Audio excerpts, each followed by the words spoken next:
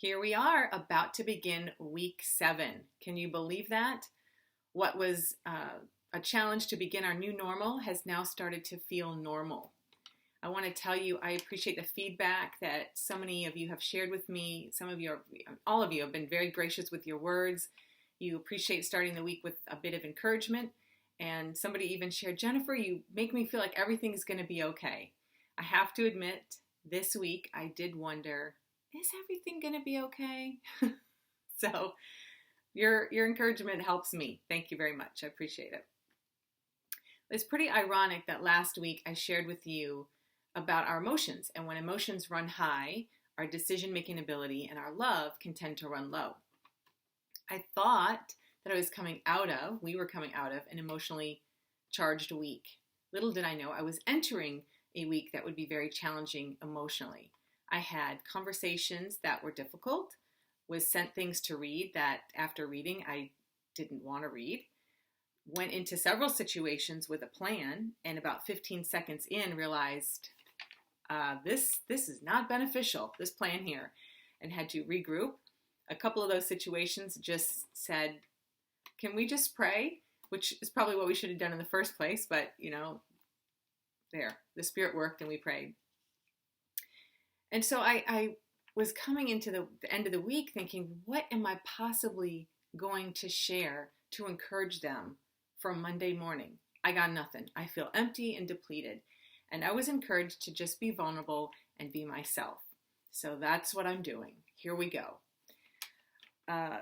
So now our new normal is starting to feel normal.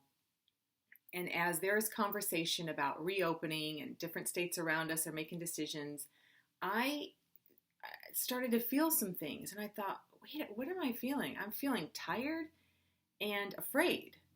And I feel tired because somehow, even in isolation, I tend to be really busy. And, God's probably like, you can't go anywhere except where your two little legs can take you. So, who's doing this to you? And I'm like, it's me.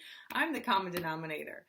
So I'm realizing I'm tired and I'm afraid that now we're going to go back into, our old way of life, which was busy and tiring.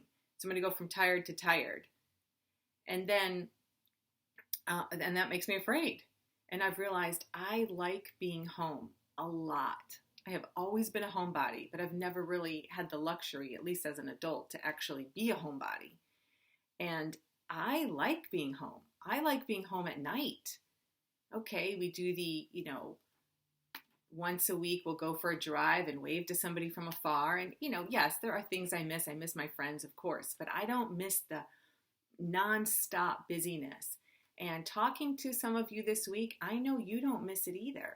There's a lot of pressure. I remember these days when I was working Monday through Friday and you had young kids and you had 2 days off and then you had to start all over again on Monday. And I remember the pressure that would be put on 2 days of the week to get all the laundry done, the house cleaning, grocery shopping, meal prep, get kids to sports practice, birthday parties, your own social events, and church on Sunday, but then engaging, even beyond just being somebody who just shows up at church. You want to engage in your relationships and your family, your physical family, your spiritual family. It was a lot of pressure on 2 days. I remember that.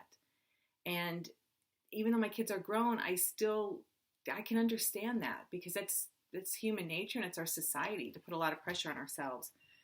So those are some of the things that I realized I was afraid of. And I decided to look at it differently. With the swirl of emotions this week, I decided to look at it this way. For those of you who work out, exercise, or even those of you who play sports or used to play sports, you understand that after a hard match or a hard workout, you are exhausted and you can't even walk, like walking up the stairs or even walking period seems exhausting. And you think, how on earth am I so weak when I just lifted X amount of weight, or I just, ran at this speed, or we just, had a 2-hour match, whatever it was.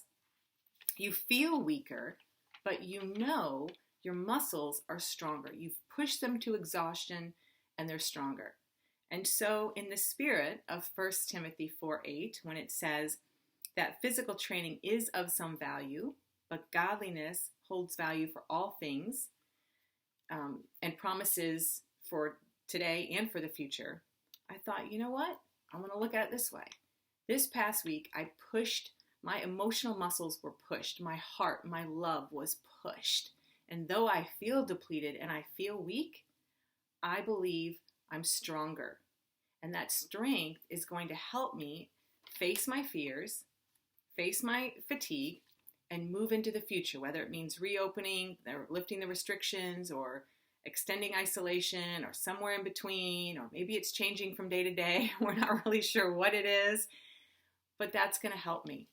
So I'm believing that while I was pushed this week emotionally, I was made stronger. And you know what? I bet you were too. Have a good week.